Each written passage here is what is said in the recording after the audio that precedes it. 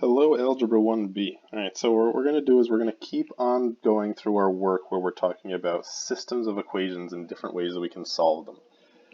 So today, what we're going to do is we're going to talk about how to solve systems by substitution, right? So we've already taken a look at, you can plug in individual points and see if they work for both equations. We've talked a bit about graphing and how you can just throw them on a graph.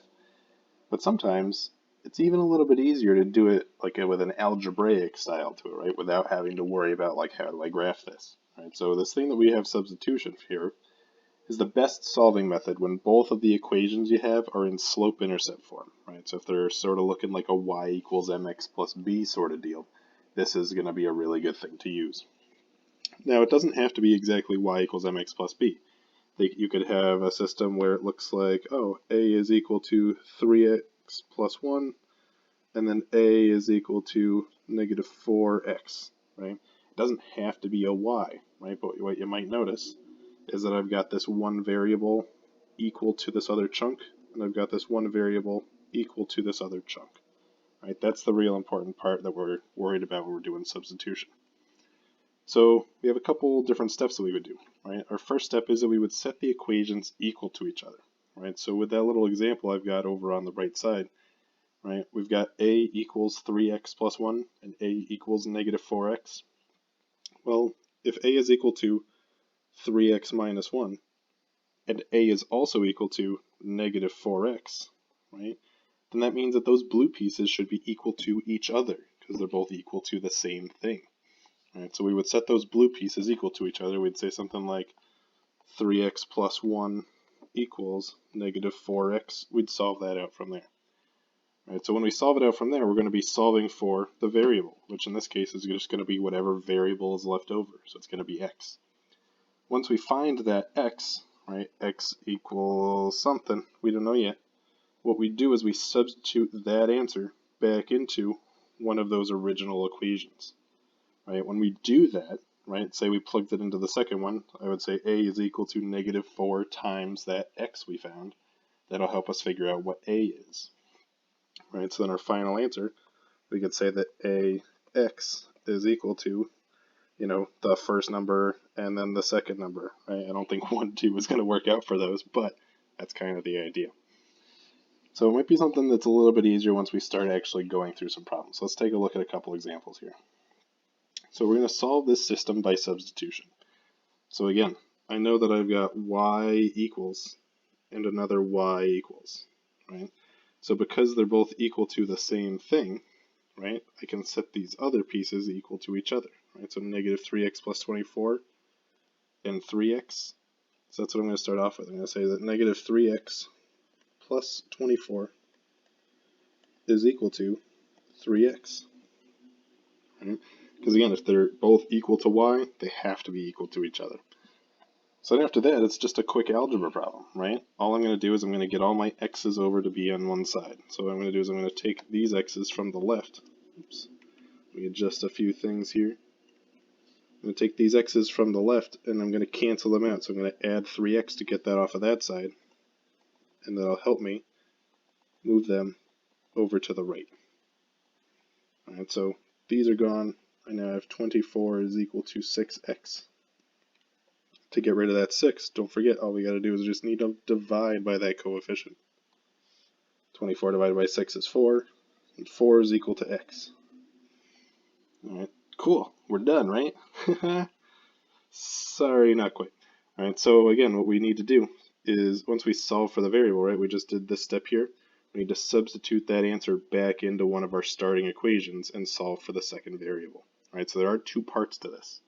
So luckily for us, right, the second part is so much easier. So what I'm going to do is I'm going to take the x equals 4. I'm going to choose an original equation to plug it into, right? So one of those things that's in yellow and blue. So I could plug it into either y equals negative 3x plus 24, or I could plug it into y equals 3x. So they should come out the same, right? If you really wanted to check your work and make sure that you did it right, you could plug it into both of them. If they come out and give you the same y both times, awesome. You must have done something right because that seems like it works. But I'm going to be honest with you, there's no need to work too hard on it, right? Plug it into the one that looks easier. So in this case, I'm going to plug it into this second equation, y equals 3x. So I'm just going to say y equals 3x. And then I'm replacing that x with the 4 we just found. And so again, notice that I'm putting parentheses around it because we are multiplying. It's 3 times x, so that's 3 times 4. All right, y is not 34. And y is 12. And that's it. That problem is solved, right? The solution to that system is x equals 4 and y equals 12. Right? It's perfectly fine to leave your answer like this if you wanted to. What I would suggest is try and make sure that you circle them if you're doing your work on a piece of paper. You can also put your final answer down saying like, oh yeah, xy is equal to 4, 12. Right? That would also be a perfectly fine answer. Right? But really, that's all it is. Right? Same thing for this one here. Right? Y is equal to 2x, so we got a y equals, and y is also equal to negative x minus 6. So again, that means that I can set 2x equal to negative x minus 6. So let me do that real quick. 2x equals negative x minus 6. So again, all we got to do here is we're just trying to solve for the variable that's there, which in this case is x. So what I'm going to do is I'm going to get all those to one side. I'm going to add x to kind of cancel it out from that side, and that'll help me move it over to the left. Alright, so these are gone. We're going to get that 3x is equal to negative 6. Don't forget that negative. And then again, all we got to do is get rid of the coefficient. So I'm going to divide by that 3. We're going to get the x is equal to negative 2. And again, we're not done quite yet, but we're pretty close. All I got to do after that is plug that back into one of my original equations. And again, work smart, not hard, right? So that first one looks a little bit easier. Y is equal to 2x. So I'm going to say is that y is equal to 2 times that negative 2 we found for x. So when we're all said and done, we get that y is equal to negative 4. Cool. That's the problem. That's it. Right? Sometimes they do get to looking a little bit worse, something like this one, right? But the process is going to be the same. I've got y equals 7x plus 25, and y is also equal to negative 5x minus 11. Right, so same kind of deal, right? I didn't color code it this time, right? If that helps, take a look back at the other ones. But all we're really doing is we're saying that y is equal to this thing, and y is also equal to this other thing. So set the things equal to each other. Right, same kind of steps. We got a multi-step equation to solve here. So first gonna move my x's all to one side. I'm gonna add 5x to move those over to the left. So I get 12x plus 25 equals negative 11. And then now that my x's are all on the left, I need to move all my other numbers to the right. So that means that I'm going to subtract 25 to move that on over. Alright, so I get that 12x is equal to negative 36. Sweet. One last step. Got to get rid of that 12 somehow. Alright, so because it's 12 times x, what we're going to do here is we are going to divide by 12 on each side to get rid of that. So now we're going to get that x is equal to negative 3. Well, bam. But again, there's more, right? It's like an infomercial. But wait, there's more. We got to plug this back into an original equation and figure out what y is equal to. All right, so again, taking a look at those original equations, there's not really one that looks particularly easy. I'm going to choose to do the first one, y equals 7x plus 25. And the reason I'm choosing that one is because it doesn't have any negatives in it, right? Like I don't have to deal with negative 5x and minus 11, right? Sometimes adding's a little bit easier, right? Choose whichever one you want to, though, right? If you feel like the second one would be easier, not a problem. Right, so I'm going to take that x that we found, that negative 3, and I'm plugging it in where I used to have x. Right? After that, it's just simplifying. 7 times negative 3 is negative 21. And if I had negative 21 and I add 25, that's going to spit me out at positive 4. And again, once we get to there, we don't really need to go any further, right? Negative 3 for x, 4 for y, that's the problem. Let's try another one out. And same kind of idea. If you haven't tried one on your own yet, this is not a bad idea, one to just give a shot to. starting out by setting those pieces equal to each other that are both equal to y. And so what we've got here is we've got 3x minus 7 and 4x plus 7 on the other side. Just as always, I'm going to move all my x's over to one side. So if I subtract 4x, it's going to cancel them from the right. It's going to help me move them on over to the left side. And if you wanted to add 3x and move them to the right instead, also fine. You should end up with the same answer as what I'm going to get here. Alright, so we're going to get negative 7x minus 7 equals 7. Right. Because all my x's are on the left, I need to move all my other numbers over to the right. So I'm going to add 7 to do that. Right. That's going to get rid of this one there. So I have negative 7x equals 14. And then last but not least, we got to divide by negative 7 to get rid of that coefficient. And so all together, we're going to get that x is equal to negative 2. But wait, there's more, right? All we got to do is we got to choose one of those original equations to plug this back into. It should come out the same, right? So again, if you're doing this one on your own, you might have chosen the second one because it doesn't have negatives. I'm going to choose the first one just to show you that it'll come out the same either way. Right, so that first one is negative 3x minus 7. Right? Normally I might not have chosen this one because it has more negatives. It's like, ew, gross. Right? But you should get the same answer regardless. So I'm going to get negative 3 times the x, which was negative 2, and then that minus 7. So y is going to be equal to 6 minus 7. And 6 minus 7 is the same thing as negative 1. Right?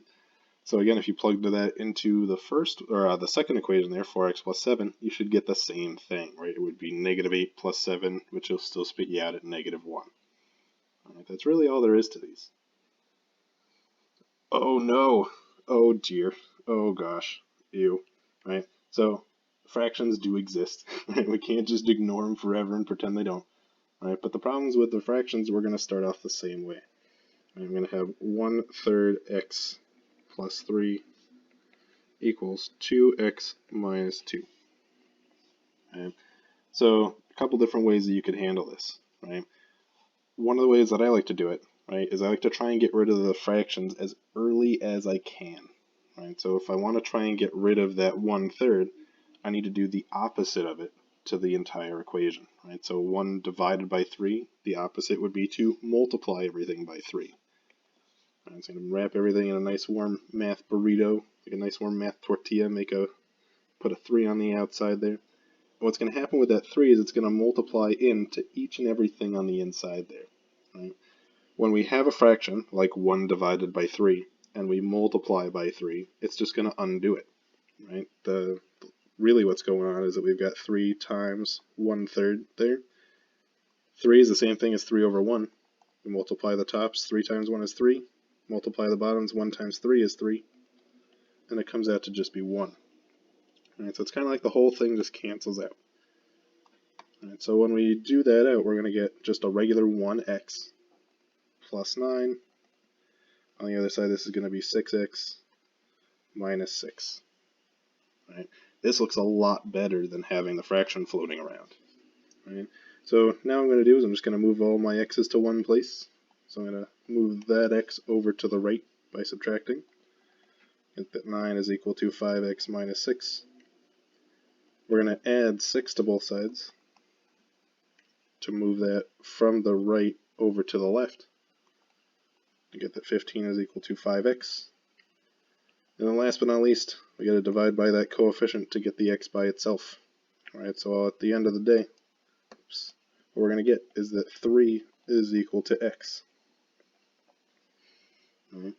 And unfortunately, there is more. We still got to figure out what y is. Right? It's not really going to be too bad though. So, pretty easy choice as to which one looks easier, right? It's probably the one without the fraction. Right? So y is equal to 2x minus 2 is the one that we can plug into.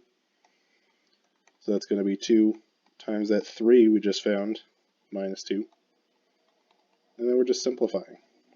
Right? I'm not going to lie, when you're doing some of this simplifying, if you're able to like skip over maybe this step that I'm putting in orange, right? Ew, that's an awful ugly orange color. Right? If you're able to like skip over having to write that out again, you can jump to just plugging it in like I did there, right? That's fine. Right? If you're able to do a little bit of that simplification in your head, that's not the end of the world, right? It's okay. Right? But for the first couple that you're trying on your own, be careful with it. It's not going to hurt you to write out your steps and be extra careful. Okay. But once we get to that, right, x is 3, y is 4, that's it, we're done. Right? So we just tackled one with a fraction. Let's try tackling one with 2 fractions. Woo-hoo. Sorry. So what we're going to do is we're going to start off the same way, right? They're both y equals a chunk on the other side, so we can set them equal, just like we did before. So negative 5 halves x plus 10 is equal to 1/2 x plus 4. All right, so again, thinking about it the same way we just did those first ones, if I have fractions, I don't really want the fractions, right? So what I'm going to do is I'm going to multiply to get rid of them. So in this case, we have 2 fractions to worry about. I want to choose something that's going to get rid of both fractions at the same time.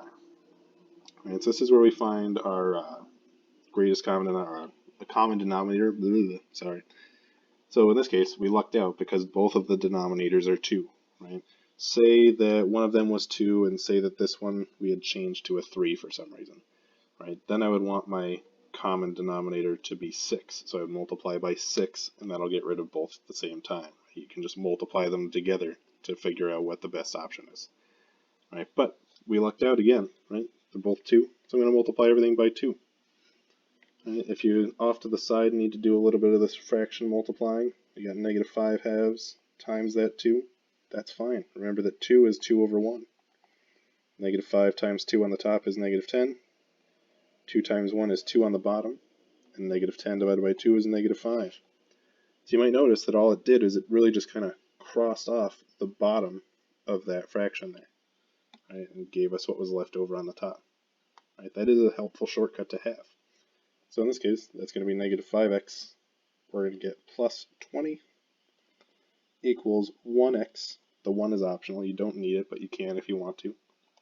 Oop, and then plus 8 over at the end of there. Okay. Same idea. We're going to move all our x's to one side. So I'm going to subtract this x, put it over on the left. It's going to get rid of there. So we get negative 6x plus 20 equals 8. After that, what I need to do is I need to subtract 20 to move those away from where my x's are. 8 minus 20 is going to give me negative 12. And last but not least, we got to get rid of that coefficient in front of the x. So if I divide both sides by negative 6, and I get that x is equal to positive 2. Right? Don't forget that a negative divided by a negative gives you a positive.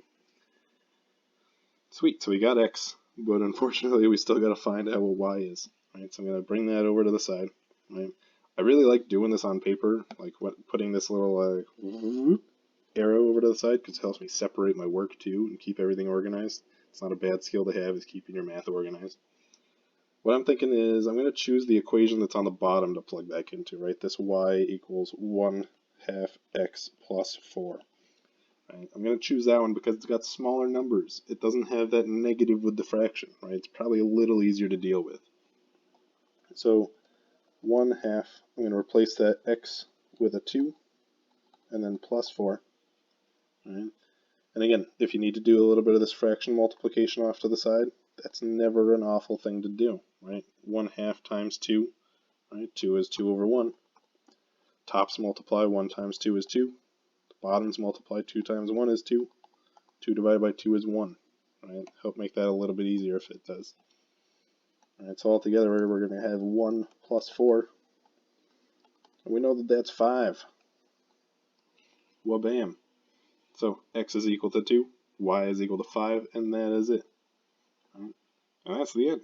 Right? So be sure to check back on Google Classroom, make sure that you know what you're doing. Be sure to reach out to your teacher if you need help with these. Right? Hopefully this first lesson doesn't seem so bad. And I am out of here for now. See ya!